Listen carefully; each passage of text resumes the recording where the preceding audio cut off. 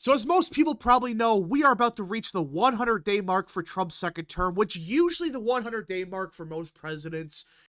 It's a good indicator for most people to see how a president's doing. Like, okay, what have they done the first 100 days? What good have they done? What bad have they done? And next Tuesday, I believe, is the 100-day mark. And in fact, Trump announced that he is holding a rally in Michigan to celebrate the first 100 days. So, yeah, it's a pretty big deal for most presidents. And I want to talk about how it's really going because we're getting close to that 100-day mark. I know it's not the 100-day mark exactly, but guys, outside of a major deal done with China and an end to the war in Ukraine, I don't think there's really much that could really change my perspective of Trump right now. Which, again, it's entirely possible that the next couple of days, the war in Ukraine ends and he gets to deal with China. But the second part especially, I don't think it's likely. Now, an end to the war in Ukraine, it sounds like we're getting close, which we'll get to that in a minute. But anyways, we're going to assume that in the next couple of days, neither of those things happen. So with that in mind, I will say this. Trump has been a fantastic president. Has he been perfect? Of course not. Guys, no one is perfect. Just because I have some criticisms of Trump, that doesn't mean I hate the guy. That's the one thing a lot of people gotta understand. I'm criticizing Trump when I do because I want him to be better. And there's been some aspects of his presidency that I've had some problems with. Again, it's not everything's bad, but there are some bad things that I do want to discuss, but let's talk about everything he's really done. And I do think this tweet right here does a pretty good job explaining what his administration has accomplished as of now. Now, is it perfect? Is there stuff missing? Yeah, of course. Like, there's stuff missing here. It's not perfect. But at the same time, it does a fairly good job explaining what he's done. And I would argue the biggest thing Trump has done as of now that people are not giving him enough credit for is he effectively stopped World War III. Now, I'm not saying the war in Russia and Ukraine is going to end tomorrow, which I hope it does. That war is nonsensical. It should end ASAP. It should have never happened. But at the same time, it was getting scary. Things were escalating, and Putin was talking about using nukes, and Zelensky was a dumbass and trying to escalate things even more. It's like, why? And it was getting very scary, and our allies in Europe, they're trying to start crap. It was getting bad. But then Trump got into the White House and said, no, enough of this crap, end the war. And it does sound like Trump's threats are working. Now, a deal's not going to happen for another couple of weeks, I don't think. Just for the simple fact that Zelensky is, well, Zelensky. And at the same time, though, I will say that he has effectively stopped World War III. Now, again, that doesn't mean the war's going to end tomorrow, but it does mean that things probably are not going to escalate even further, which is good. I don't care who you are. I don't get why people think, oh yeah, we need a war with Russia. No. A war with Russia would end in a disaster. And Trump is saying, we're going to try to prevent World War III. Both sides got to work out a deal now. And it does seem like we are getting close to a deal being done. Again, that doesn't mean it's going to happen tomorrow, but it does seem like, hey, we're getting kind of close. Trump said yesterday that Ukraine and Russia are getting kind of close to a deal, and there's some people speculating that a deal could potentially be reached like next week, which if that happens, that's good.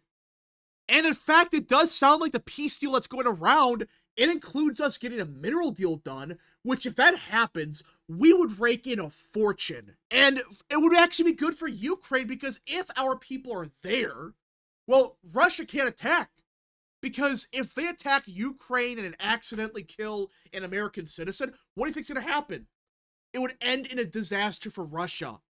We would get involved, and Russia does not want that, all right? So I do think at the end of the day, a peace deal is going to be reached, and we're going to get a shitload of money out of this situation, which we'll see what happens, but that's what it sounds like is going to happen. We're going to get a lot of money out of this because of minerals, and the war in Russia and Ukraine can finally end. But this isn't the only foreign policy thing Trump has done. In fact, you could argue that at this point, the stuff in Ukraine and Russia, this is like secondary compared to the other foreign policy stuff Trump is doing, which I think everyone knows about. Everyone does. It's the trade stuff. This is by far the most controversial aspect of Trump's foreign policy, the trade war.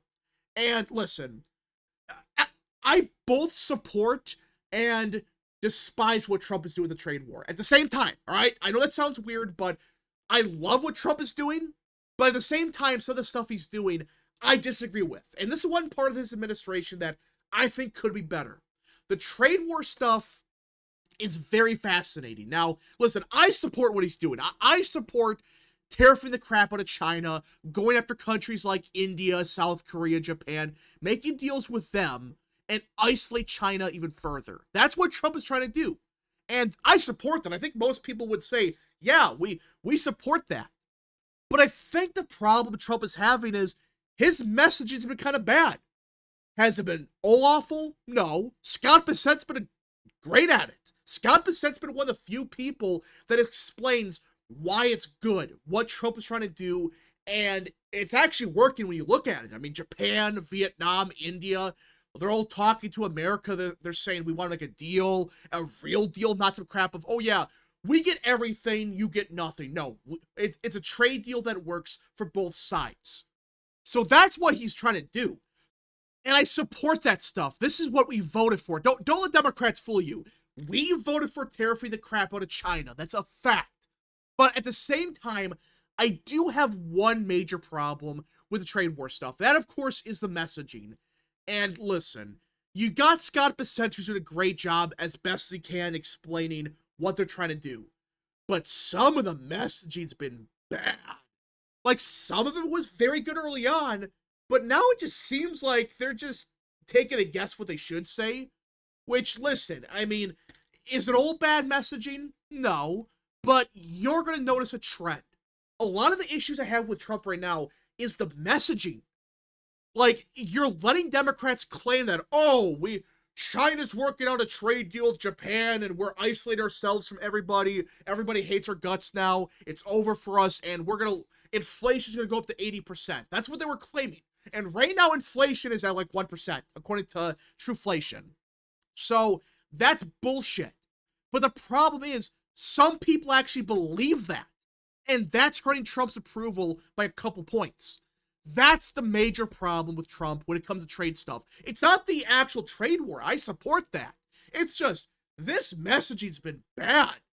Especially for the average American. It's like the average American, all they're hearing from MSNBC, CNN, and even Fox News at times is constantly, the orange man is causing 80% inflation, gas prices will triple overnight, and it's over. That's what they're pushing. And a lot of people now believe it. When in reality, no, there's no inflation right now. But that's been the biggest problem with Trump. Just messaging. That's just been with everything. Another good example is old immigration stuff. Like, I'm so glad that he finally shut down the southern border and he's going after very violent gang members. But at the same time, where are the mass deportations at? Where? We voted for mass deportations, not just a couple thousand. We're talking about millions of people that gotta go. Now, I gave them some leeway early on because it takes a couple weeks to get stuff going, but we voted for mass deportations. Again, securing the southern border is good. They're going after some real bad criminals. That's good. But we voted for more, and the messaging at times has been awful. For example, the whole El Salvador stuff. Democrats, that blew up in their face, thankfully. But for a little bit there, people are convinced, oh, we sent this innocent man to El Salvador and he's a great person. And, well, it turns out, no, he's not. But the reason that became a message was, well, Democrats talked about it. And the mainstream media, they talked about it 24/7. And yes, at some point, the administration did release those documents that prove that, oh, that guy was not a outstanding citizen. Far from it. But at the same time, we let Democrats win the messaging war for a little bit. And now people are realizing that they're full of shit, which that blew up in their face, thankfully. But there's been a bunch of other things that happened where the messaging's been bad, like the trade war. That's the best example. The trade war, it's good policy, but the messaging's been garbage. And another good example is the Epstein files. Where the hell are the files?